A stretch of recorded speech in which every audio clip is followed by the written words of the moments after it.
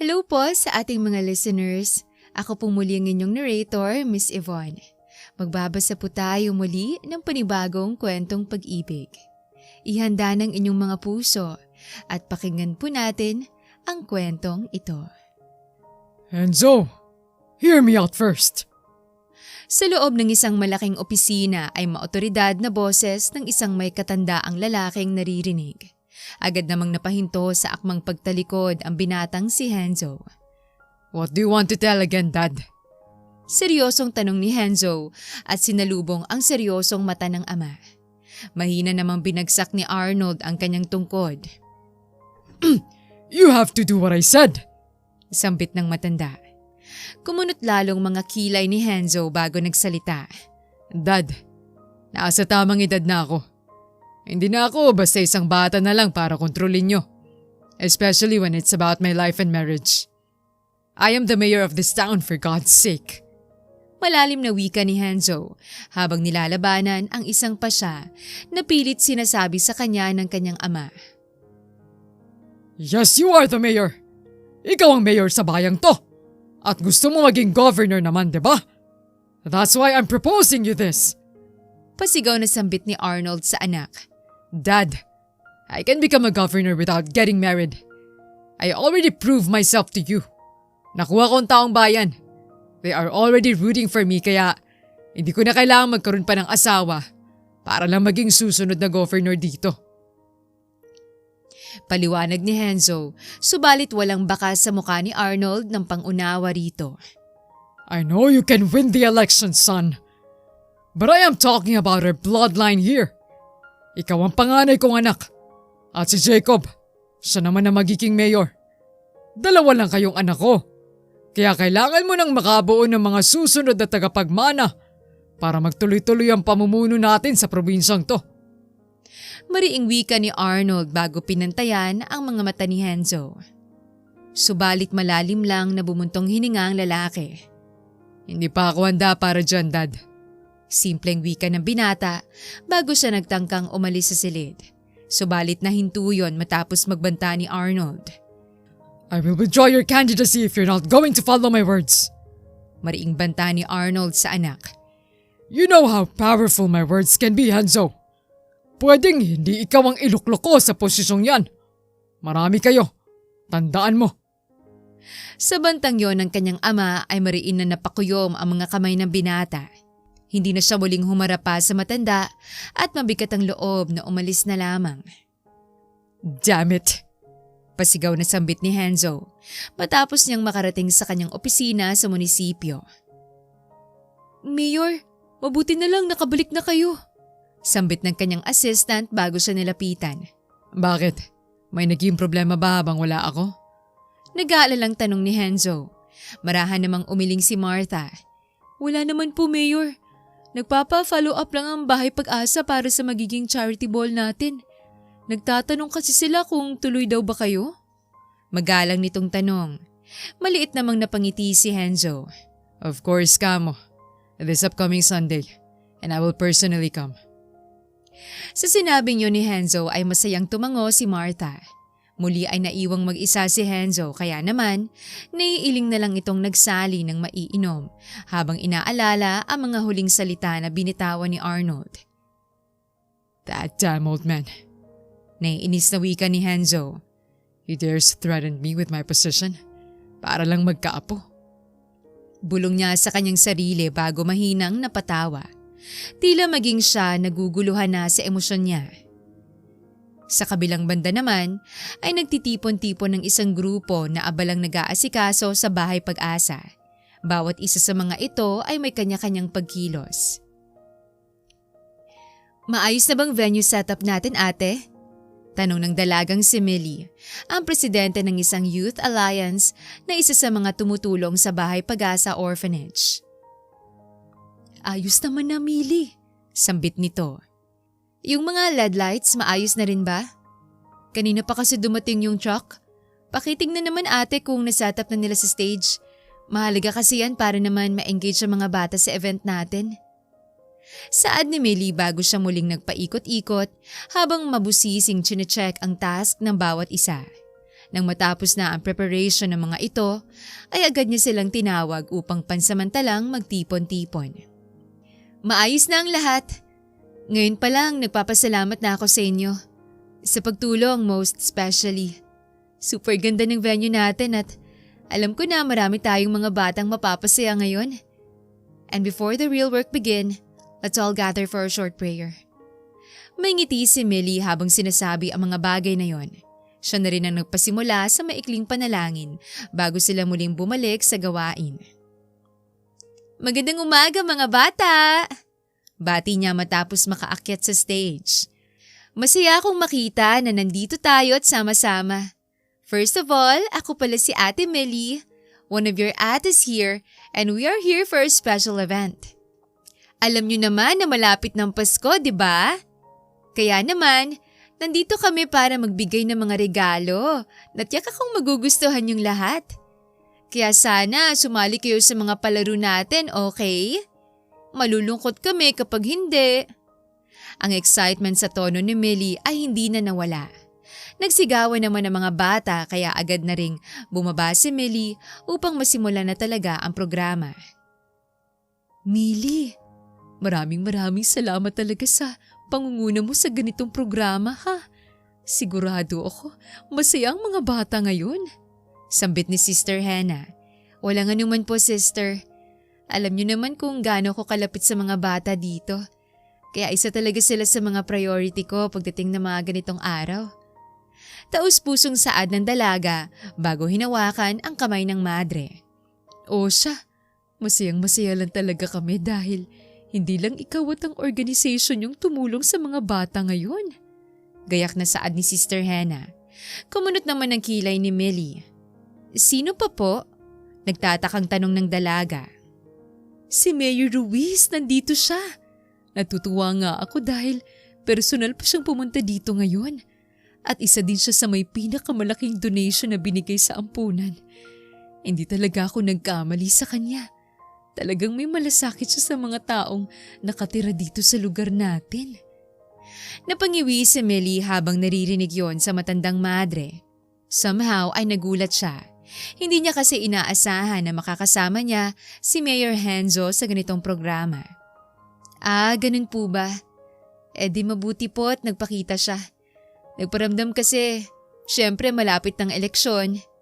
Agad siyang pinandilatan ni Sister Hannah. Paano ba naman kasi ay hindi talaga gusto ni Millie si Henzo? Isa siya sa mga mamamayan na hindi sumusuporta sa pamamalakad nito. Maghulos dili ka at baka may makarinig sa'yo.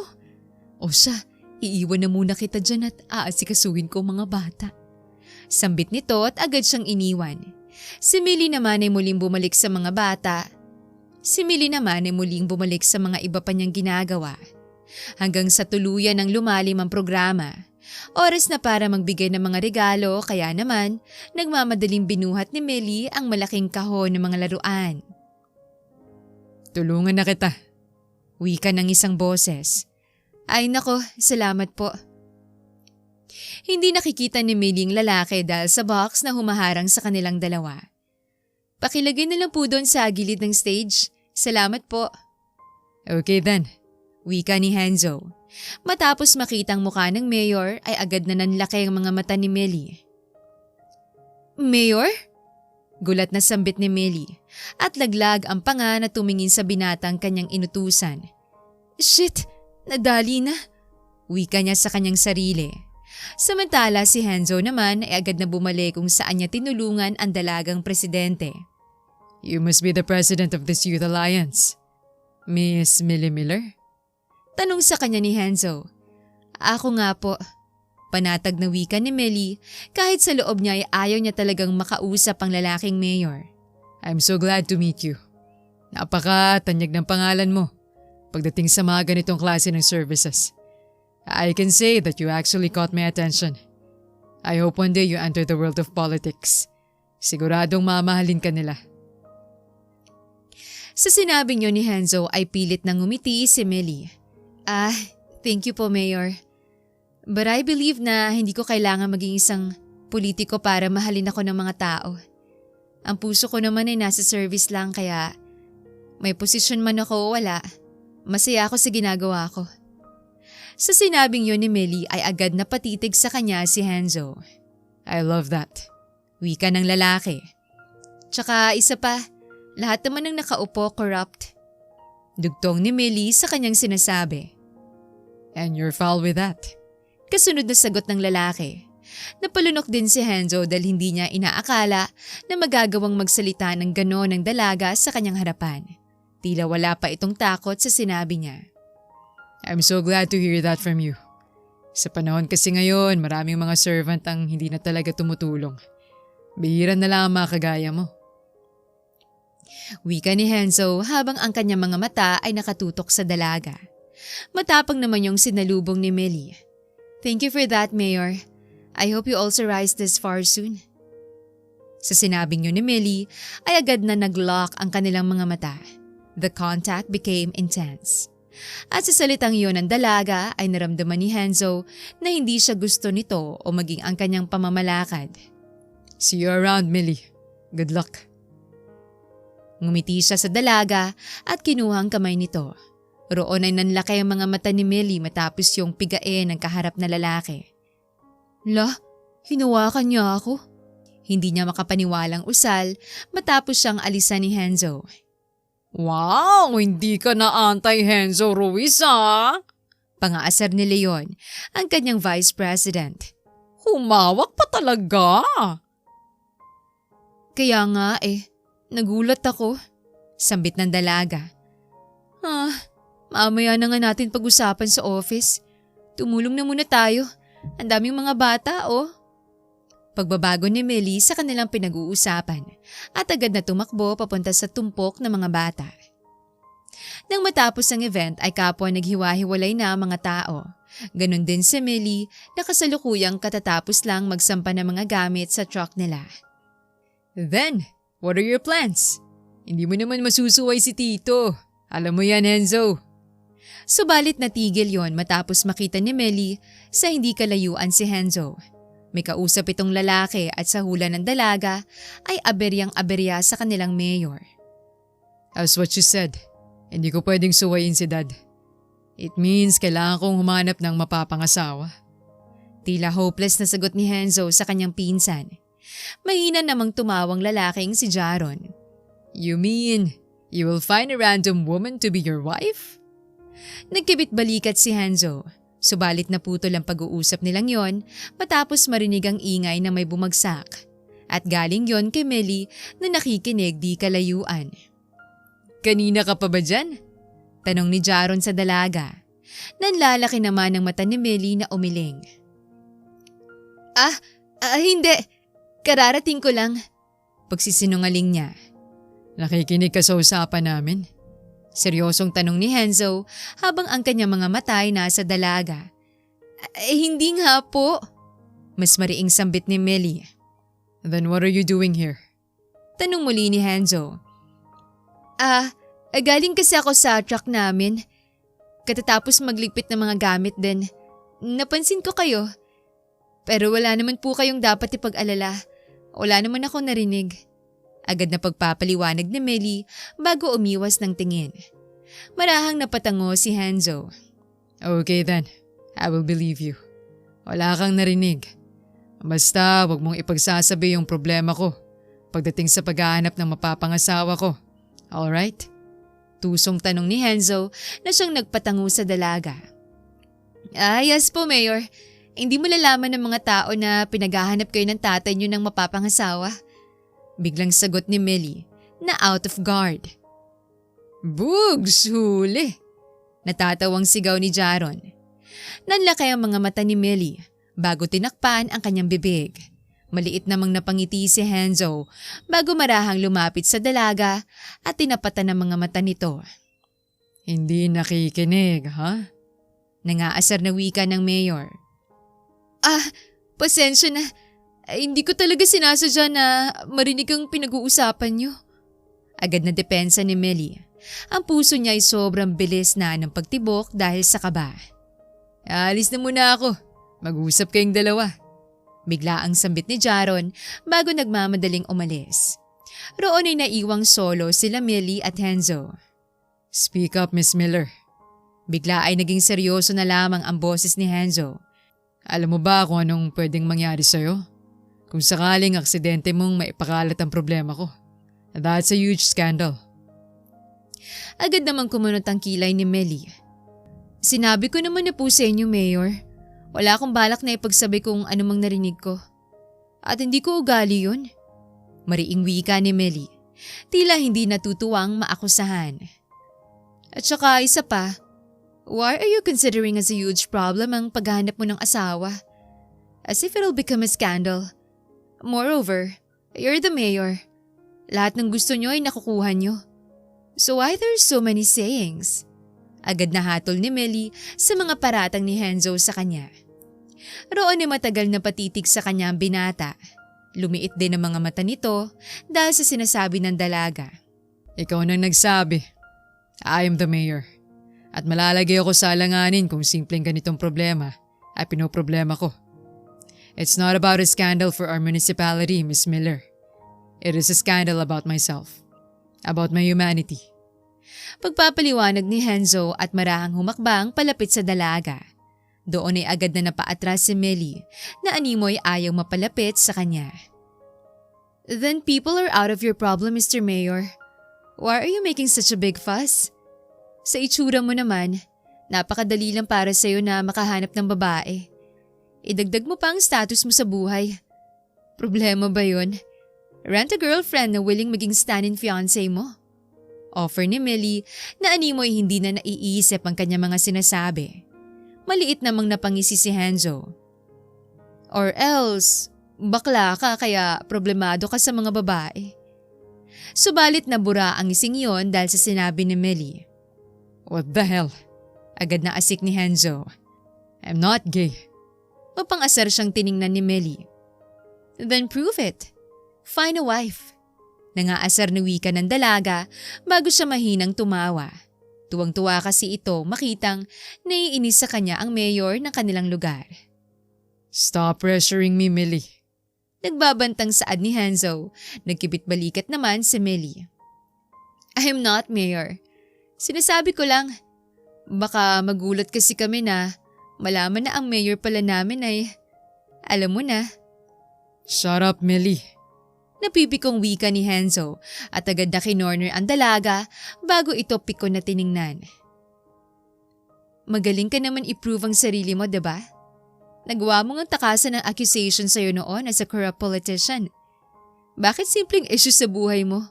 Hindi mo magawang masolusyonan, Mayor? Malamig na sambit ni Melly habang unti-unting naiinis kay Henzo. Roon ay maliit na napaawang ang labi ng binata. At ang naging kasunod nun ay ang mahina niyang pagtawa. Nararamdaman ko na ayaw mo sa akin. At ayaw mo sa paraan ng pagpapatakbo ko sa lugar natin, Miss Miller. Simpleng salita ni Henzo. Subalit nagbigay yon ng kaba kay Melly na ngayon ay unti-unting nawawala ang ngisi. Speechless now. Bakit? Akala mo ba may gagawin ako sa'yo? Dahil lang sa pagiging antay mo sa akin. Kaya ka nananahimik ng ganyan ngayon? Seryosong tanong ni Henzo bago marahang hinawakan ang baba ni Melly. Maraming hindi alam ang mga ordinaryong tao, Millie. It's not like that. Nahinto si Henzo matapos siyang sagutin ng dalaga. We're aware. I'm aware. That's why I'm voicing this out. Huwag niyong isipin na mga taong hindi kumakalaban sa dinastiya niyo. Sinubukang kumawala ni Melly sa braso ni Henzo, subalit masyadong matigas ang binata. You clearly don't like me. Sumama ka sa akin. Kilalanin mo ko. Pag-aralan mo mga proyekto at plataforma ko. With that, mapapatunayan ko ang sarili ko sa'yo. Biglang saad ni Henzo bago hinilang katawan ng dalaga. Anong ibig niyong sabihin? Utal na tanong ni Melly. You're holding an organization, Miss Miller. You know how management run. Come with me. Bubuksan ko ang munisipyo para sa'yo. Para makita mo kung paano muling nabuhay at nangibabaw ang lugar na to. Imbita ni Henzo. Hindi kailangang umabot sa ganito, Mayor. Biglay nang hina si Melly. Sa totoo lang, kaya lang naman ayaw niya kay Henzo dahil itong dahilan kung bakit nagkaroon ng demolition sa kanilang lugar at isa sila sa nawalan ng bahay. I am not manipulating your mind. Kung ayaw mo sa pamamalakad ko, naiintindihan ko yon. Pero gusto ko ring mabuksan ang mga mata mo sa tunay na ganda ng lugar natin. At mangyayari lang yun kung sasama ka sa akin. Naging panatag ang mga boses ni Hanzo. Anong gusto mong gawin ko? Mababang tanong ni Melly bago katamtamang tiningnan si Hanzo. Be my stand-in fiancé. Nanlaki ang mga mata ni Melly sa narinig. Puta, nadamay pa nga. Bulong bigla ng dalaga. What? Gulat na sambit ni Hanzo. Anong be my fiancé yung sinasabi mo? Kinakabahang saad ni Melly habang hindi makapaniwalang nakatingin kay Hanzo. Mahinang tumawa ang lalaki.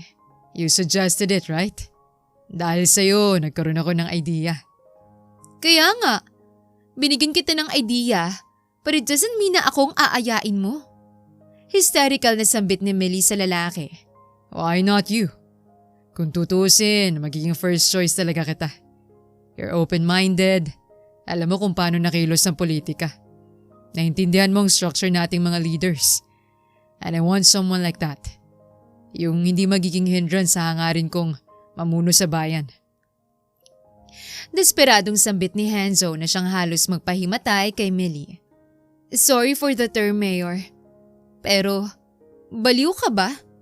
Wala sa sariling tanong ni Melly. Kasi sabi mo lang 'di ba? Nararamdaman mong ayaw ko sa'yo. At tama ka naman dun. Tapos ngayon aayain mo ko maging asawa? Mahinang tumawa si Hanzo. What I am doing is for the both of us. Malakas ang pangalan ko, Melly. And when people of this municipality knew that you're my wife, they will support you, your organization, and your projects. You will rise on top. Sweet talk ni Hanzo na siyang nagpatulak sa kanya kay Melly. Baliw ka na talaga. Out of respect, Mayor, my organization can rise without your name. Kaya namin, at hindi naman namin goal madikit sa kahit na anong political agenda. The objectives of my alliance is to serve, to lead, and handheld for the people who wants to rise. That's all. Mariing pagpapaliwanag ni Melly bago siya inirapan. Melly, everything is political. Sa simpleng salita na yun ni Hanzo ay napahinto ang dalaga. Everything is negotiable. Pero hindi ako. At hindi ang freedom ko. Galit na sagot sa kanya ni Melly. Kahit pa ikaw ang mayor ng lugar na to, kahit pa ikaw ang pinakamayaman sa atin, hindi ako masisilaw sa mga inaalok mo. You just prove yourself to me. Wala kang ibang punto kundi mangibabaw sa iba. Galit na pahayag ng dalaga at akmang aalis na subalit hinawakan ni Hanzo ang kanyang braso at siya'y hinila. I did a background check on you. You have no funds anymore. And months from now, madidissolve ng organisasyon nyo. That's why I'm offering you help. Marry me, and I will fund you. With that, patuloy na maraming matutulungan ng Youth Alliance nyo. Do you understand? Sa sinabi niyo ni Hanzo ay si Melly naman ang nagulat. Hindi niya inaasahang malalaman yun ng lalaki. At isa pa, yung lola mo. Oo na. Leche, lahat na lang alam. Pasigaw na sambit ni Melly matapos itong mabanggit ang kanyang lola na panayhirit na mag-asawa na siya bago ito tuluyang mawala. What can you say? Nakangiting tanong ni Hanzo. Pumapayag ako. Pero lahat ng to ay akto lang. And I want the marriage to be private and secret. Hindi pwedeng mag-survive ang organization namin dahil lang malalaman ng mga tao na inalokong sarili ko maging asawa mo para lang matulungan kami. Quits lang tayo, Mayor. Napipilitang sambit ni Melly bago nagmamadaling tinalikuran ang binata. Si Hanzo naman ay naiwang namamangha sa dalaga. Hindi ito makapaniwala kung paano siya manindigan. At yun ang akto ng dalaga na nagpasimulang makakuha ng interes ni Hanzo na ngayon nakakaramdam na ng kaginhawaan. Ang deal ni Hanzo at Melly ay naganap. Tahimik silang nag-prepare para sa kanilang kasal at agad ding idinaos yun sa huwes sa tulong ng kanilang mga kaibigan. Hindi talaga ako makapaniwala na nagpakasal ka sa mayor natin, bakla! May pangaasar na sambit ni Leon sa kanya. Huwag kang maingay, saway ni Melly. Kahit ako, hindi ako makapaniwala. Na-blackmail ako eh. Ginamit ba naman ang kawalan natin ng funds at pati lola ko? Mahinang tumawa si Leon habang pinagmamasdan ang stress na kaibigan dahil sa biglaang pagpapakasal. Sa amin, ayos lang naman. 25 ka na din naman. Ideal age lang para makapag-asawa. Tsaka isa pa, bes. Mayor Renzo Ruiz is such a fine man. Actually, crush ko nga siya eh. Hindi lang dahil siya ang pinakabatang mayor, kundi dahil, alam mo na. Kinikilig na wika pa ng baklang kaibigan. Leche ka? Kahit pakasal na kami, hindi natin kakalimutan na ayaw pa rin natin sa kanya. Banta ni Millie. Ngunit nalusaw yon matapos siyang lapitan ni Henzo. Hello, wife? Agad na bati sa kanya ni Henzo at kinawit ang bewang niya. What are you two talking about? Biglang nag-init ang pisngi ni Millie. Nagtataka din siya kung bakit bigla na lamang bumilis ang tibok ng puso niya. Ikaw ang pinag-uusapan namin. Putol ni Millie sa kanyang nararamdaman at sinubukang lumayo sa binata. And why? Ngumiti si Henzo at mas hinila siya. Pinag-uusapan lang namin yung deal natin. Pagmamalditan ni Millie bago siya pinanlakihan ng mata. Reckless move, wife. Pangaasar ni Henzo na nagpatili sa kaibigan ni Millie. Come here, samahan mo ako. Let's entertain some of our guests. Please excuse us, Leon. Of course, Mayor. Sambit ng kaibigan sabay tula kay Millie na ngayon ay nakaawang ang labi. Ano ba? Panay kahawak? Saway ni Millie. Why? You're my first lady. Bakit naman ayaw mo na hinahawakan kita? Nangaasar na wika ni Henzo. This is just a contract marriage. Harassment na to. Wala naman sa usapan natin na pwede mo kong hawakan. Magsasampa talaga ako ng kaso sa'yo para masiba ka na sa pwesto mo. Pagbabanta ni Millie na ikinatawa ni Henzo. Millie, we are husband and wife. Kung hindi kita hawakan, anong iisipin ng mga tao? Then, okay fine. Remove me as a mayor para ipasa ko sa'yo ang posisyon. With that, kahit mawala ako, alam kong nasa mabuting kamay ang municipality natin. Malambing na wika ni Henzo at kinindatan siya. Aktong nagpaawang sa labi ni Millie. Millie, anak! Biglang tawag ng mga magulang ng dalaga. Mama! Tugon ni Millie. Tita. Pagpapanggap ni Henzo. Mayor! Bati din ng kanyang pamilya. Nako, huwag mo na akong tawaging tita. Mama na agad. Grabe kayong dalawa. Kahit kami, hindi namin alam na personal kayong magkakilala dahil wala namang nababanggit ang anak kong si Millie. Medyo nagtampo tuloy ako na nalaman lang namin nang ikakasal na kayong dalawa. Saad ng kanyang ina. Mama naman, saway ni Millie sa kanyang pamilya. I'm so sorry po kung tinago po namin, Mama. I was just protecting your daughter. Alam niyo naman po sa politika, napakagulo, napakarumi. I don't want Millie to be engaged with such things. Peking sambit ni Henzo na siyang nagpataas sa kaliwang kilay ni Millie. And by the way po, Henzo na lang. Wag na po Mayor dahil pamilya ko na rin po kayo. Nakakaya ding matawag na ganyan. Namumulang sambit ng lalaki bago inakbayan si Millie. Doon natunghayan ng dalaga ang paraan ng pakikitungo ni Henzo sa mga tao at maging ang paggalang nito sa pamilya niya. Henzo, bakit wala dito ang pamilya mo? Nagtatakang tanong ni Millie habang magkasama silang dalawa. Napangiti naman si Henzo. I didn't tell them that I'm getting married today. Gusto ko tapos na ang kasal para wala na silang magawa. Pero huwag ka mag-alala, wife. This week or next week, dadalhin kita sa amin para makilala sila. Sa sinabi niyo ni Henzo ay napatango si Millie. Sa totoo lang, para sa dalaga, wala naman sa kanya kung ipakilala siya ni Henzo o hindi. Ang mahalaga ay ang kasunduan nila. You want anything, wife? Tanong ni Henzo. Ano ba? Huwag mo na ako tawaging wife. Nakakahiya tsaka wala naman na ibang tao gaano. Saway ni Millie. I don't want to. Parang bata na saad ni Henzo. Gusto kong sanayan ang sarili ko na tawagin kang wife. Mahaba din ang 2 years marriage contract natin, diba? Gusto ko lang maging normal tayong mag-asawa.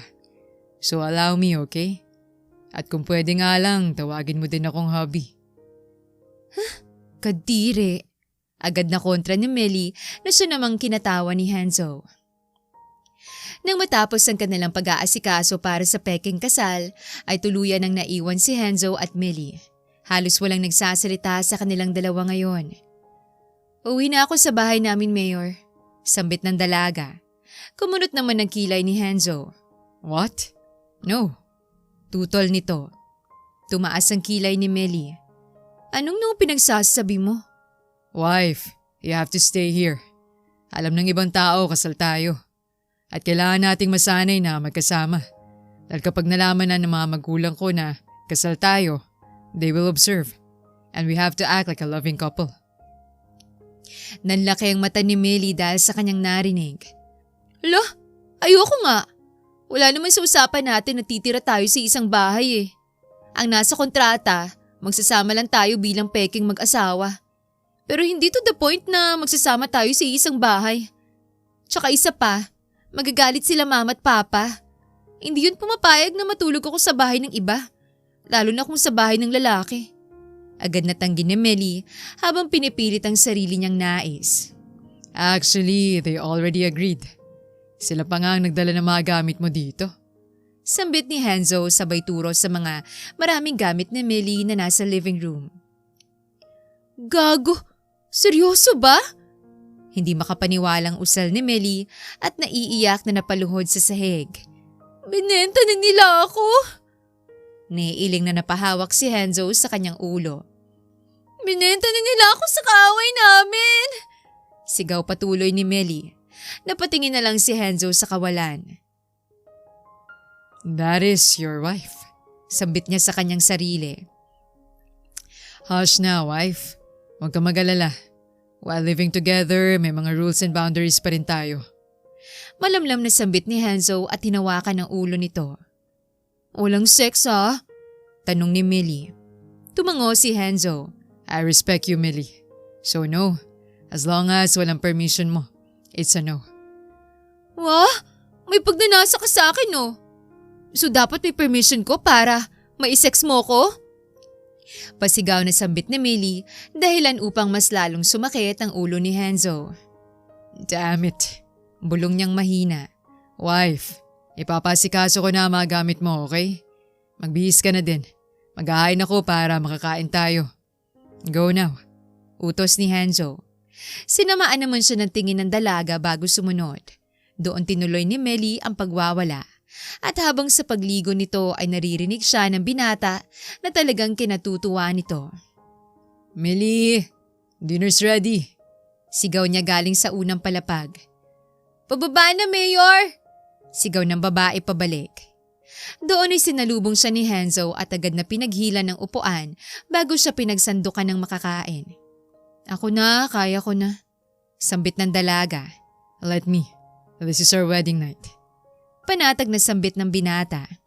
I'm not a cooking person at alam ko marami pa naman tayong natirang pagkain. But I hope you eat this. Inabot na sa kanya ni Hanzo ang pagkain. Tahimik namang napatingin doon si Millie. Do we really have to act like this? Tanong ng dalaga. Tumango si Hanzo. Sometimes, but I am genuine, Millie. Mahinang bumuntong hininga si Millie bago kumain. You like it? Tanong ni Hanzo. Marahang ngumiti tumango si Millie. Masarap. Komento ng dalaga at patuloy na kumain. Kain ka na din. Baka lumamig ang pagkain. Saad ni Millie bago siya tumayo at pinagsandok din ng makakain si Hanzo. Roon ay marahang nanood sa kanya ang binata at isang damdamin ang tumubo rito. You don't have to do that, Millie. Wika ni Hanzo. Gusto ko lang maging fair. Ginagampanan mong duty mo bilang asawa ko. At parehas naman tayong nakikinabang kaya gagawin ko din ang duty ko bilang misis mo. Simpleng sagot ni Millie bago siyang initian. Pero baka hindi ka komportable. Saad ni Hanzo. Nagkibit balikat si Millie. Sa umpisa lang siguro to. Basta ang mahalaga, makakuha tayo ng positive outcome. Mahina silang nagtawanan bago kumain. Millie, why don't you like me? Tanong ni Hanzo. Marahang nabitawan ni Millie ang kanyang kutsara.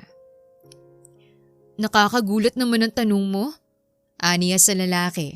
If you don't want the answer, ayos lang naman. Sambit ni Hanzo bago nagpatuloy sa kanyang pagkain. It's not that I don't like you. Pero normal lang naman ang isang tao, hindi sang-ayon sa pamumuno ng iba, diba? Katwira ni Millie. Alam ko naman na you did everything for this place. Nakita ko naman ang mga development. But there are things na hindi. Kagaya na lang kung bakit naisipan nyo kaming paalisin sa lugar namin at i-demolize yun. Napatingin sa kanya si Hanzo dahil sa narinig. So, you're one of those people pala. Mahinang saad ni Hanzo. I get it now, kung bakit galit ka. Yeah, pero ngayon na mag-asawa na tayo, gusto ko malaman kung bakit ganun ang naging desisyon mo. Panatag lang ang boses ni Millie habang nagtatanong. Mahina namang tumikim si Hanzo.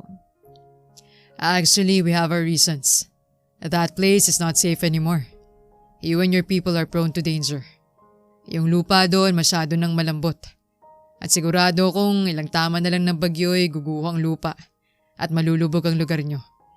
That's why with my power, I removed all of you there and I decided na ilipat kayo sa ibang lugar. Paliwanag ni Hanzo na siyang kinabiglaan ni Millie. Napansin mo yung lupa doon? Gulat niyang tanong. At yun ang naging main reason mo? Hindi makapaniwala ang dalaga. Yeah, as a leader, dapat kahit ang pinakamaliit at ang mga bagay na akala natin hindi makakaapekto ay dapat pinag-aaralan din natin. At yun ang pinaka naging rason ko para ilipat kayo.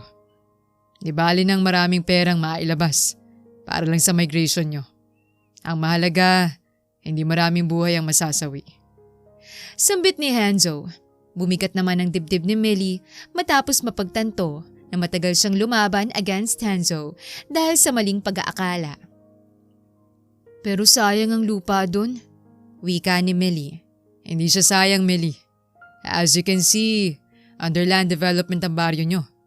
Magtatayo tayo ng infrastructure doon, so with that, makatulong pa rin siyang mag-supply sa atin without costing lives of our people. Sa confidence ni Hanzo magsalita ay namangha si Millie at matapos marinig ang mga rasong yon ay may kung ano sa loob niya ang naging bukas para sa lalaki. I'm so sorry for going against you. Hindi ko alam na iyon ang rason mo. Sambit ni Millie. Don't be wife. Sabi mo nga, not all people can support one politician. And you just stand your ground for your people. Nakahinga sila ng maluwag parehas. With our marriage, I help you. My organization will help you. Sambit ni Millie na nagpatawa kay Hanzo. Okay, Mrs. President. But before that, kumain ka na muna. Lamamig na oh. Saway ni Hanzo at doon sinubuan ng dalaga.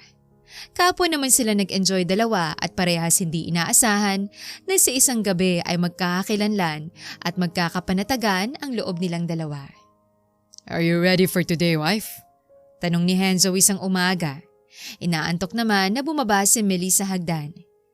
Medyo kinakabahan. Simpleng sagot nito. Magatas ka na muna. Wika ni Hanzo. Lihim na napangiti si Millie nang tumalikod si Hanzo at inabutan siya ng gatas. Nag-breakfast ka na?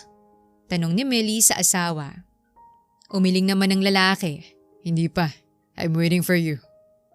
Tumango si Millie at sumama na sa hapagkainan. Wife, pupunta ako sa munisipyo mamaya. And then sa hapon, uuwi din naman ako agad para sabay na tayong makapunta kay Mami. Pagpapaalam ng mayor na si Hanzo. Go lang. Bakit nagpapaalam ka pa sa akin? Nagtatakang tanong ni Millie. You're my wife. I want you to know everything I'm doing. Sambit ni Hanzo at ngumiti. Doon muling bumilis ang nararamdaman ni Millie matapos yung marinig. Okay lang naman. Hindi mo need magsabi. Mamaya din pupunta ako sa office. Paalam din ni Millie. Tumango si Hanzo. Okay, wife. I'll pick you up there. Kumain ka na ng kumain. Nag-prepare na rin ako ng lunch mo mamaya. Baka mag-skip ka na naman eh. Nanlaki ang mga mata ni Millie. Hindi mo na sana ginawa, Henzo. May mga kasambahay naman tayo. You should focus on your work. Alam ko marami kang inaasikaso sa munisipyo ngayon.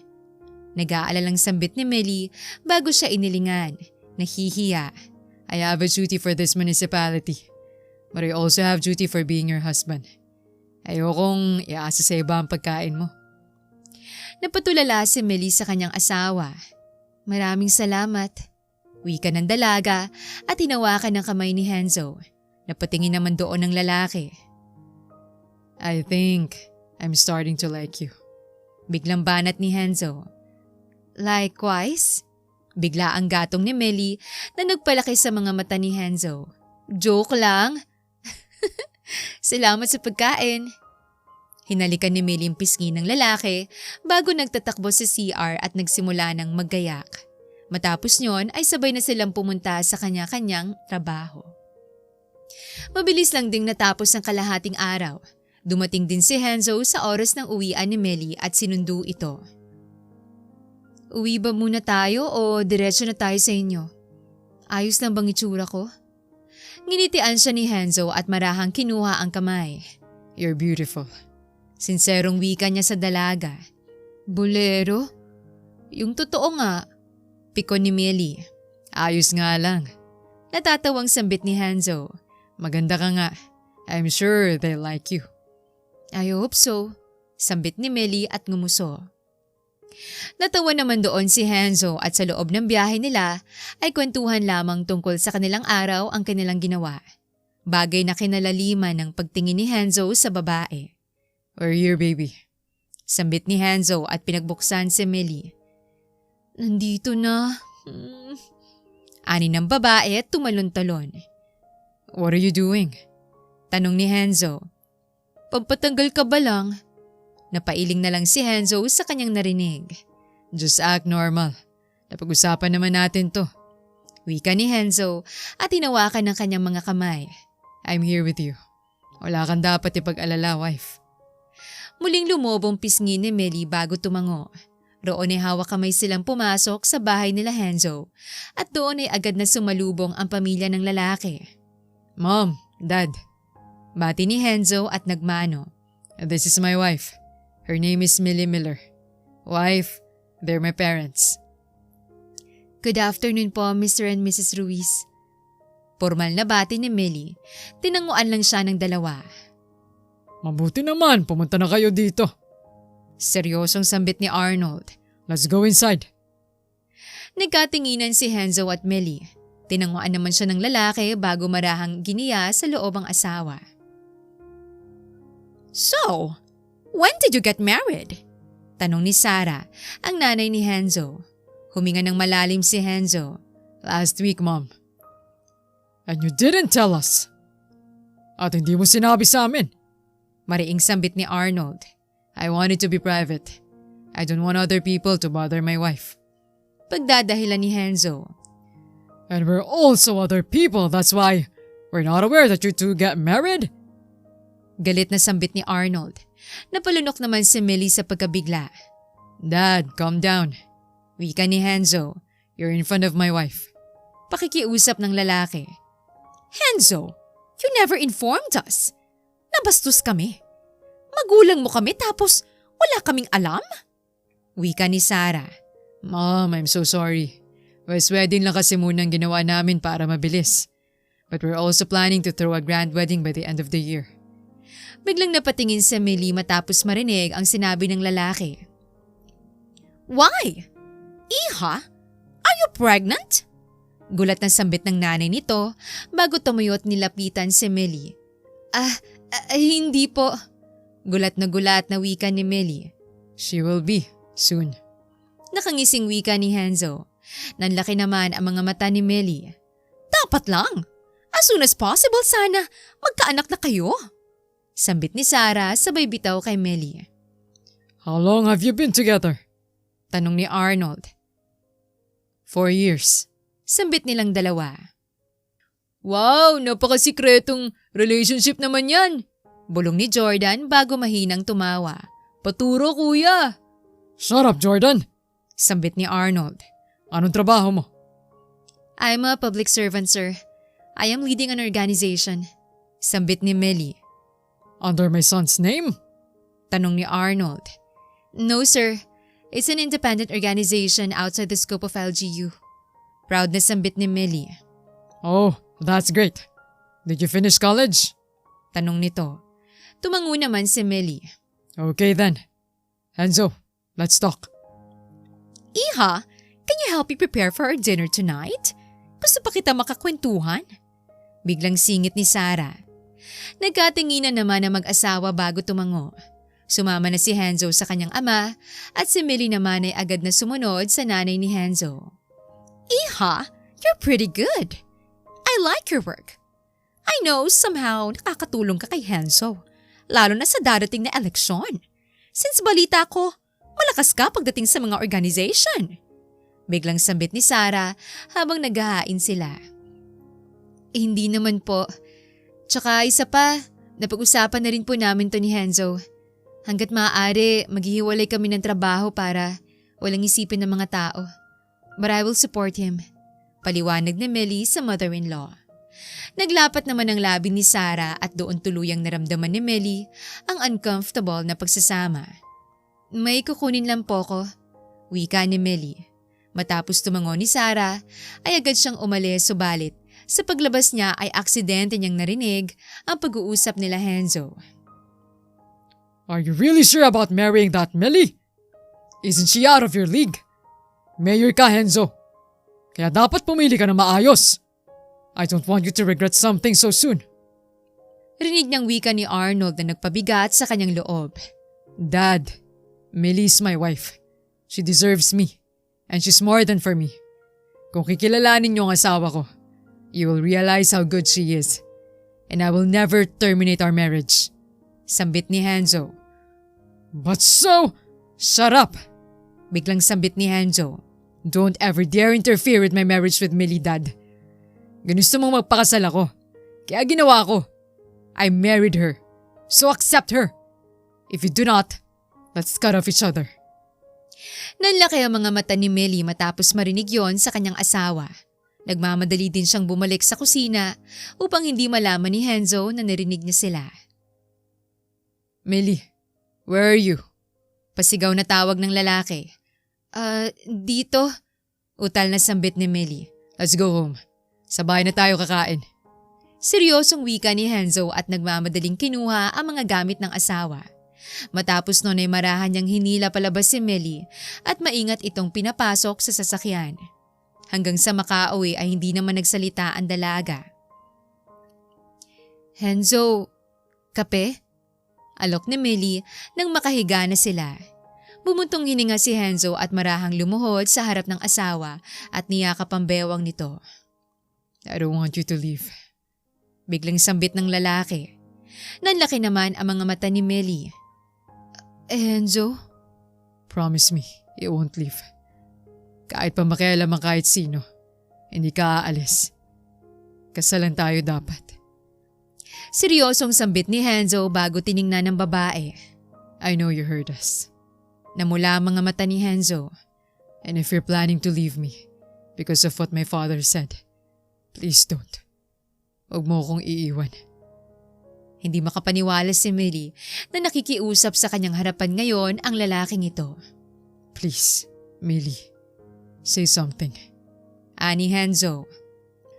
Henzo, nagulat ako. Pero hindi naman ako duda na hindi ako magugustuhan ng pamilya mo dahil sa magkaibang estado ng buhay natin. Marahang sambit ni Millie. Don't mind about that. Akong bahala sa atin. Patuloy na pakiusap ni Henzo habang humihigpit ang yakap sa dalaga. I know. And I will not leave you because I really like you now, Henzo. I want to be by your side. Sinserong sambit ni Millie bago hinawakan ang mukha ni Henzo. Mas lalong namula ang mata ni Henzo. I love you, Millie. I don't care how days we've met. But I really like you. Noong pagkakataon na sinasabi ni Dad na pwede pa nating i-terminate ang kasal, I realized that I can't just do that. I can't just let you go. Dahil pakiramdam ko, sa ilang araw at linggong natali na ako sa'yo. And I want it to be forever like this. So even if I will sound stupid and selfish for falling in love with you, I don't care. I want it. Mahabang wika ni Henzo bago tumayo at hinawakan ang mukha ng babae. Please say yes. Sambit ni Henzo. Mariing pumikit si Millie bago tumango. I will stay. No matter what they say, I'll stay. You're my husband now. Peka man o hindi, we're married. Sagot ni Millie. Marahang tumango si Henzo at unti-unting nilapat ang kanyang labi sa dalaga hanggang sa magtama yon. Enzo? Naiiyak na sambit ni Millie. Shit. Mura ng lalaki at lalayo na subalit hinawakan siya ni Millie. Let's do this. Malay mo, magkaanak ka agad sa first try? Pangaasar ni Millie. Habol-habol naman ang hininga ni Henzo bago mariing hinila ang batok ng babae at mapusok yung hinalikan. I love you, wife. Sambit ni Henzo at hiniga si Millie.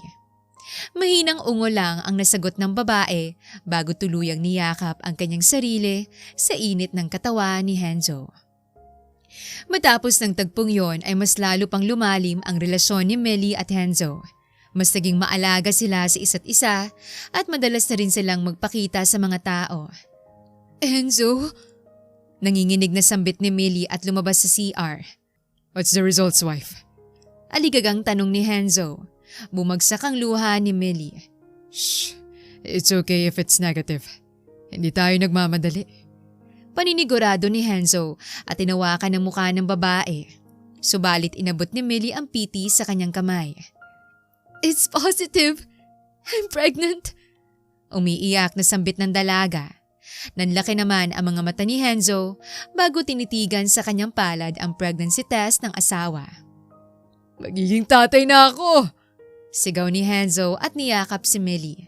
Naiiyak din itong hinalikan ang tiyan ng asawa bago kinausap ang kanilang anak na animoy may buhay na ito. Thank you. Thank you so much for coming into my life. Naluluhang sambit ni Henzo at hinalikan ng babae. I promise you that I will be more protective and I will take care of you and our child no matter what happened. Basta magsasabi ka lang ng mga kailangan nyo ha. Palagi ako nandito at sasamahan ko kayong dalawa. Tuwang-tuwa na wika ni Henzo at tanging tango at iyak lang ang nasagot ni Millie.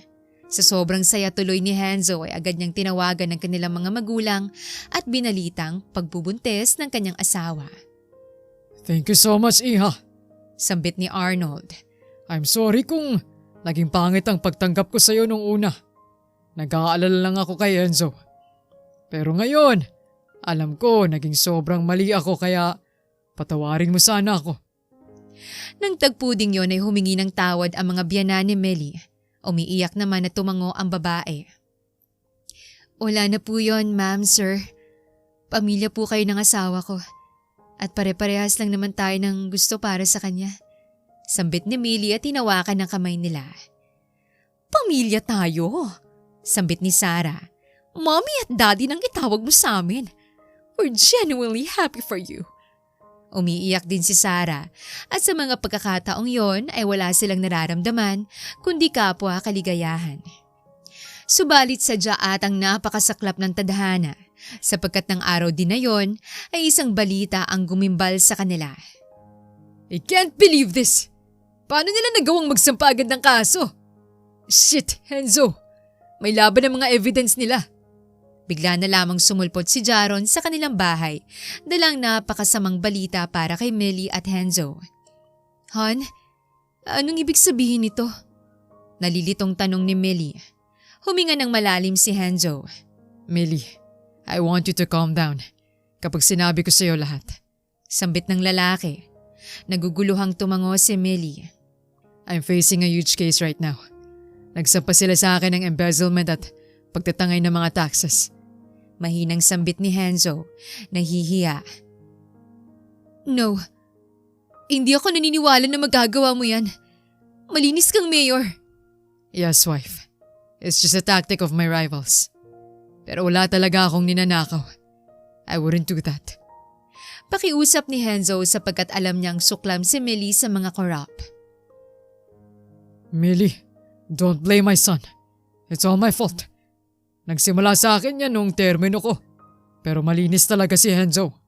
Iba siya sa akin. Iba siya mamuno at tapat siya kaya akong bahalang maglinis ng mga kalat ko. Biglang sambit ni Arnold. Mariin namang umiling si Millie. I know. Everything can be changed. Everything can be fixed. Magpakita lang kayo sa taong bayan at ibalik ang tunay na pare sa kanila. Naniniwala ako na walang kasalanan ng asawa ko. Kaya hindi tayo magsisisihan. Sambit ni Millie. Ako nga ayos sa problema, Dad. Ako nasa termino. Ako nga harap at magpapaliwanag sa tao. Saad ni Henzo at akmang aalis subalit pinigilan siya ni Millie. Aalis ka? May takot niyang tanong. Henzo, takot na takot ang taong bayan ngayon. Baka mapano ka? Hinalikan ni Henzo ang noo niya. I know, wife. Kaya naman hindi din kayo safe dito. Umalis muna kayo pansamantala. Henzo! Ayaw ng ganun ni Millie subalit mariin na napahawak sa kanyang sentido si Henzo. Millie, I've been receiving death threats for over a month. Alam ng mga tao kung sino ka at saan kayo nakatira ng pamilya mo. Hindi kayo makakaligtas sa galit nila sa amin kaya pansamantala, pakiusap. Pupunta ka muna sa States para masiguro ko na ligtas kayo ng anak natin. Mahabang linya ni Henzo bago siya mariing tiningnan. Hindi naman na nakakibo si Millie at sumuko na lamang kahit pa sobrang bigat na kanyang nararamdaman. Subalit ang pagpayag niyang yon ay huli na pala. Sapagkat sa gabing umalis si Henzo, ayun na rin ang huling gabi na makikita siya ni Millie muli. Millie, naambush ang sinasakyan ni Henzo. Balita ni Jaron. Roon ay agad na bumagsak si Millie sa kanyang kinatatayuan habang hawak ang mga maleta. No. He said na ihatid niya pa ako sa airport. Nanginginig na wika ni Millie. Umiling si Jaron. Millie, sunog ang sasakyan. May nakuha silang katawan. At si Henzo lang ang nandoon. Sa mga sinabi ni Jaron ay tuluyang napahagulgol si Millie. Ayaw niyang tanggapin ang balitang narinig. Henzo! Nanginginig ng tawag sa asawa. Kasunod nun ay ang paglabas ng balita na nagsasabing nasawi nga ang naturang mayor ng kanilang lugar. Hindi ako naniniwala. Nangako si Henzo na hindi niya kami iiwan. Kaya alam kong hindi. Mariin niyang paratang sa sarili bago kinuhang maleta at luhaang lumabas sa bahay.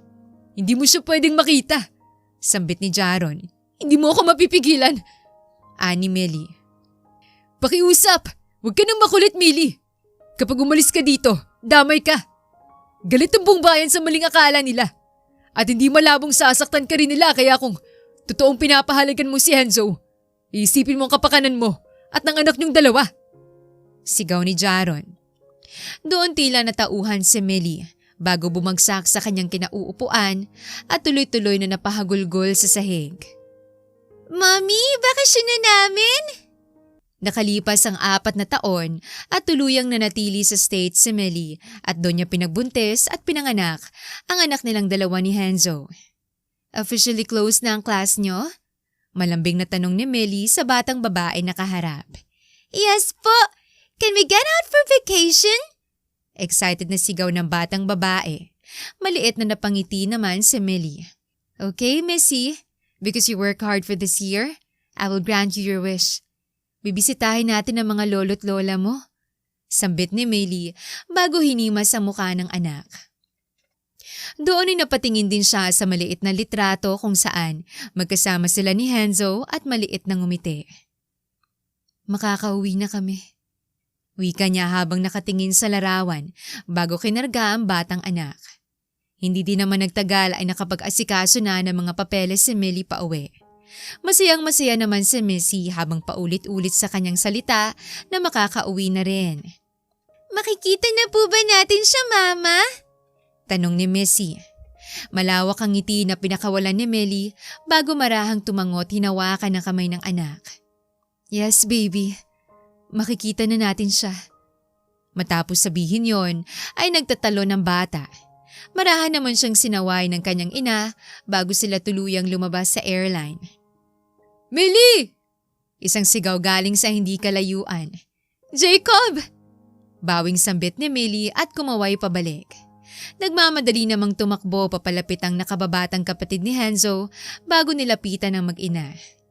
"It's been a long time," sambit ni Jacob at niyakap ang ate. Napangiti naman si Millie. "Oo nga eh, ang laki ng pinagbago mo." Sambit ni Millie bago ginulo ang buhok ng binata. "Ikaw na lang bang nanundo sa amin dito ni Missy?" "Yes ate, they're busy preparing. Alam mo na, excited sila dahil ngayon lang ulit kayo bumalik dito. Masasaya, maraming naghihintay. Lalo na siya." Masayang pahayag ni Jacob bago kinuha ang mga maleta ng dalawang babae. Nagkatinginan naman si Millie at Missy. "You heard your tito?" Malambing na tanong ni Millie. Masiglang tumango si Missy at doon ay sabay-sabay na silang umalis paalis sa airport. Agad silang nagbiyahe papuntang hotel kung saan naroon ang pamilya nila. "Missy, pagdating natin doon, magbait ka lang ha. Huwag ka makulit, lalo na kila Lola." Paalala ni Millie sa anak. "I promise, Mom. Missy will be good." Wika ng bata at nang huminto ang sasakyan ay agad siyang tumingin sa ina. "Can I go out now?" Tanong niya. Marahan namang tumango si Millie. "I wanna see him." Namulan naman ang mata ni Millie matapos marinig ang sinabi ng kanyang anak. Doon ay magkasabay silang lumabas sa sasakyan at nang makita ang mga taong naghihintay sa kanila na nakatayo sa harapan ng hotel ay tila muling bumalik lahat ng alaala ng babae. "Lola! Lolo! Lola!" Malakas sa sigaw ni Missy. "Apo!" Sigaw ng kanyang mga lola. Agad silang sumalubong sa isa't isa at mariin na nagyakap. "Alam mo ba na miss ka na namin? Kayong dalawa ng mama mo. Ang akala ko, makakauwi kayo noong Pasko. Kaso mukhang marami talaga kayong ginagawa." Sambit ng ina ni Millie. "Millie, bakit nakatayo ka lang dyan?" Tanong ni Sarah at agad siyang nilapitan. "Ayaw mo bang pumasok sa loob?" Hindi po. Masaya lang ako para kay Missy. For the first time ay nakauwi siya kung saan talaga kami nakatira. Naisip ko lang, kung sa Batangas kami unang nakauwi, malamang mas magiging masaya siya dahil marami kaming alaala doon ng daddy niya. Siguradong magiging curious yun." Mahabang sambit ni Millie. Marahan namang piniga ni Sarah ang kanyang mga kamay bago siyang initian. "Pwede niyo rin pa rin namang gawin yun eh. Marami kayong panahon. Walang sayang." Saad ni Sarah. Tumango naman si Millie at tinawag ang anak. "Hindi ko pa rin siya nakikita, Mommy." Malungkot na wika ng bata bago hinawakan ng kamay ng ina. "Missy." Subalit ang tawag na yon ang bumago sa kanilang paniniwala. Doon ay agad na napalingon si Millie at ang mga mata niya ay agad na puno ng mga luha. "Daddy!" Rinig ni Millie na sigaw ng kanilang anak. "Hanzo?" Nanginginig na tawag ni Millie sa pangalan ng kanyang asawa. Unang sumalubong si Missy at mahigpit na niyakap ang lalaki. At kasunod nun ay ang sabay paglapit sa kanya ni Hanzo habang karga ang katawan ng kanilang anak. "Hindi mo ba ako yayakapin?" Tanong ng lalaki. Pumatak ang luha ni Millie habang nakatingin sa kanya. Doon napagtanto ng babae na tapos na lahat ng pagtitiis ng pamilya nila sapagkat dumating na muli ang pagkakataon matapos ang nangyaring aksidente kay Hanzo. Ang aksidenteng akala niya tuluyang bumawi sa buhay ng kanyang asawa at ang aksidenteng naglayo sa kanila. "Hanzo!" Umiiyak na tawag ni Millie bago nagmamadaling yumakap sa katawan ng asawa. Doon ay tuluyan siyang napahikbe habang hawak ito na animoy natatakot muli. "Kung makahawa ka naman, hindi ako mawawala." Pagbibiro ni Hanzo bago niyakap ang asawa. "I know nagtiis ka ng mahaba. It's all done now, Millie. We're all together." Paninigurado ni Hanzo bago pinunasan ang mukha nito. "I'm sorry." Paghingi ng paumanhin ni Millie. I'm sorry for being dramatic. It's just that I missed you so much. At hanggang ngayon kasi, hindi pa rin ako makapaniwala. Paliwanag ni Millie habang umiiyak. Hindi ka makapaniwala na buhay pa rin ako. As if naman kasi iwan kita agad. Hanggang ngayon kasi, hindi ko pa rin maintindihan. Pabirong sigaw ni Millie at hinampas siya. Hindi ko pa rin maintindihan kung bakit pati sa akin, halos ilang taon mo tinago. Kung hindi ako magpapaimbestiga, hindi ko malalaman na buhay ka at gumagawa na kung ano-ano. Sa sigaw na yon ni Millie ay nagtawanan ang mga nasa paligid. Mangha naman siyang tiningnan ni Henzo. Wife, I already told you everything. After the accident, I temporarily flew. Dahil na-discover ko na pakana lahat ng kalaban ko mga nangyari. Pakana nilang peking fund losses and even the car accident. That's why I gather all my connections until I already made them face legal charges. Muling pagpapaliwanag ni Henzo sa kanyang asawa. And now, we're free. After all the trial, I already proved myself not guilty with all those accusations. Nakangiting balita ni Henzo sa kanyang mag-ina. And what now? Ang sabi sa akin ni Jacob, may malaki ka daw ibabalita sa akin. Seryosong sambit ni Millie. Nagkatinginan naman ang buong pamilya. He is now the governor of our province, anak. Sambit ni Arnold. Doon nanlaki ang mga mata ni Millie. Totoo ba? Paano? Gulat na tanong ng dalaga. When I proved myself not guilty, I filed all the transparency report throughout my termino as the mayor. And then with that, napatunayan ko sa kanila na wala akong ninakaw at inayaan nila ako muling tumakbo. And gladly, people chose to believe me. That's why I'm here now. Sa balitang yon ay muling bumalik ang maliit na ngiti ni Millie. Muli naman siyang niyakap ni Henzo at doon niya tuluyang naramdaman na muli nang nasa piling niya ang asawa. Ang maghapon ay nilaan nilang lahat sa pakikipaglaro at pakikipagbonding kay Missy hanggang sa tuluyan ng mapagod ang bata. Ibaba mo na lang siya dyan. Hindi siya nakakatulog na hindi ako katabi. Sambit ni Millie kay Henzo. Sumunod naman ito at hiniga ang bata bago pinanood ang pagtulog niya. Napakaganda niya. Saad ni Henzo habang nakatingin sa anak. How did I miss her grow up? Siguro, napakatinding pangunguli lang naramdaman ni Missy habang lumalaki siya na hindi ako kasama. I'm scared to think that growing up, she feels lonely and incomplete. Napatingin si Millie sa malungkot na mukha ng asawa. Don't worry, she did not. Palagi kong pinapaliwanag sa kanyang sitwasyon. Saad ni Millie. Matalino at mapangunawang anak natin, Henzo. Kaya kahit alam niyang malayo ka at pansamantala tayong hindi kompleto, hindi siya naiinggit at nagtampo sa iba. Paliwanag ni Millie. I'm happy to hear that. Sinserong wika ni Henzo. How about you? Kamusta ka? I know mas naging mahirap para sa iyong lahat. Lalo na mag-isa kang magbuntis. Mag-isa kang nanganak at mag-isa kang bumuhay sa kanya sa loob ng 4 na taon.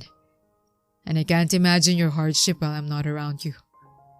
Ang boses ni Henzo ay tila punong-puno ng pagsisisi habang sinasabing mga yon. Maliit naman na umukit ang ngiti sa labi ni Millie. Mahirap siya nung umpisa, pero hindi naman ako totally naging mag-isa eh. Nakasama kong pamilya ko at ang pamilya mo.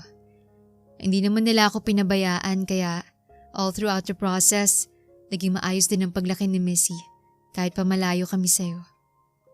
Mahinahong sambit ni Millie habang ang mga matay nakatingin sa anak. Galit ka ba sa akin? Tanong ni Henzo. Matagal hindi sumagot ang babae. I know. Naiintindihan ko. Biglang singit ni Henzo matapos niyang walang marinig na sagot galing kay Millie. Hindi ako galit. Pero nagtatampo ko.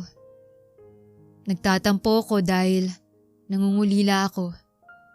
Dahil sa loob ng ilang taon, ilang beses ko ring hiniling na sana kasama ka namin.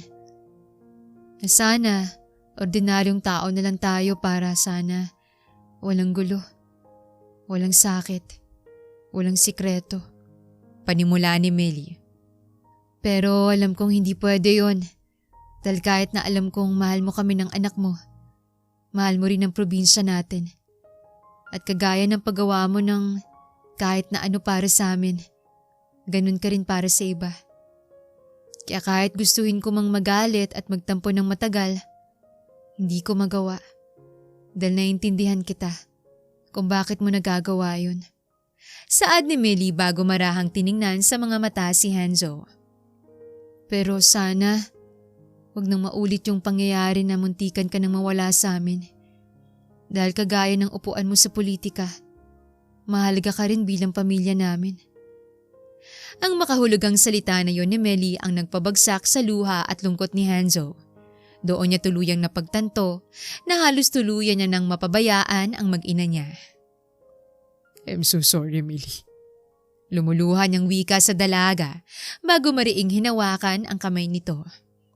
I know, napakalaki ng sinakripisyo mo habang wala ako sa tabi niyo.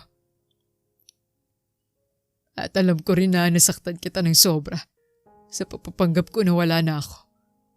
Pero pangako, hindi na mangyayari yun. Hindi na ako mawawala. At sa kahit na anong instances pa yan, hindi ko na kayo iiwan ni Missy. Kayo naman talaga ang pinakamahalaga sa akin. At sa paggawa ko ng bagay na yun before, ikaw at ang anak pa rin natin ang iniintindi ko. Dahil ayoko madamay at mapahama kayo dahil sa maduming laro ng politika. Pagpapaliwanag ni Hanzo, hindi niya alam kung paano niya dapat sasabihin ng lahat kay Melly, lalo na't ramdam niyang napakalalim ng tampo at hinanakit nito sa kanya. Hanzo, I understand. Just promise me na hindi ka na ulit mawawala. Because I can't bear the thinking of losing you again. Para akong mababaliw. Nasasaktan ako dahil mahal kita. Mahal ka namin. Mahal na mahal. Napapikit si Hanzo habang tinatanggap ang mga salitang yon galing sa asawa. I love you more, Millie. I love the both of you. Niyakap ni Hanzo ang katawan ng asawa bago niya pinatakan ng halikang noon nito. Marahan naman pumikit si Millie bago niyakap ang kanyang mga braso sa likod ni Hanzo. I really miss you. Sambit ng babae. Tumango naman si Hanzo at hinalikan ng labi niya. Kung alam mo lang kung gaano ako mas nangulila sa'yo, Millie. Sa totoo lang, iniisip ko palang nalalayo kayo ng sobra. Nalalaking mag-isa si Missy habang nasa malayo ako. Para akong mababaliw. At alam mo ba, baliw na baliw ako by the thought na baka sa pag-aakala mong patay ako, maghanap ka na ng ibang lalaki na mamahalin. Ang nasa isip ko that time, mukhang imbis na akong patay, ako pa atang makakapatay. Pagkakwento ni Hanzo sa mga iniisip niya sa pagkakataong malayo siya sa babaeng mahal. Mahina namang napatawa si Millie. Ganun ba talaga ang akala mo sa akin? Yung tipo maghahanap agad dahil lang napatayan ako ng asawa? Tila naiinsulto na sambit ni Millie habang nakatingin sa kanyang asawa. Agad namang umiling si Hanzo. Nope, it's not about that. I just thought na sobrang ganda mo at hindi malabong. Maraming lalaking magkagusto sa'yo at maraming lalaking pwedeng masigit pa sa akin. Tila hopeless sa sambit ni Hanzo. Tumawa naman si Millie.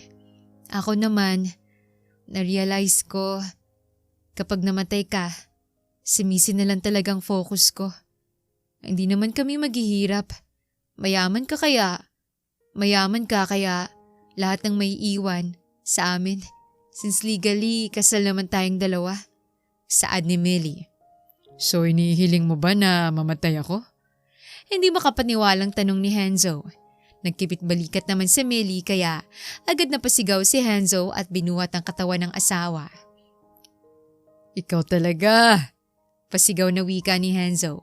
Tawa naman ng tawa si Millie. Nagbibiro lang. Hanzo, ikaw ang buhay ko.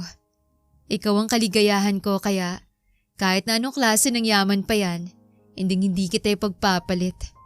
Dahil para sa akin, ikaw at ang anak natin ang pinakamahalaga. Malambing na sambit ni Millie bago marahang hinalikan ang pisngi ng asawa. Ikaw din ang mundo ko, Millie. Kaya kahit ano pa ang mangyari, hindi na ako mawawala. Hindi ko na rin kakayanin. Mahal kita, wife. Mahal na mahal kita. Tugon ni Hanzo at mahigpit na niyakap ang dalaga. Mahal din kita, Governor. Sambit ni Melly at malalim na tiningnan ang mga mata ng binata. Sundan na natin si Missy. Biro ni Hanzo dahilan upang hampasin siya ni Melly. Doon ay masaya nilang pinalipas ang gabi. Halos sa kabuuang gabi na yon ay hindi sila naghiwalay habang paulit-ulit na binabanggit ang pagmamahal nila sa isa't isa.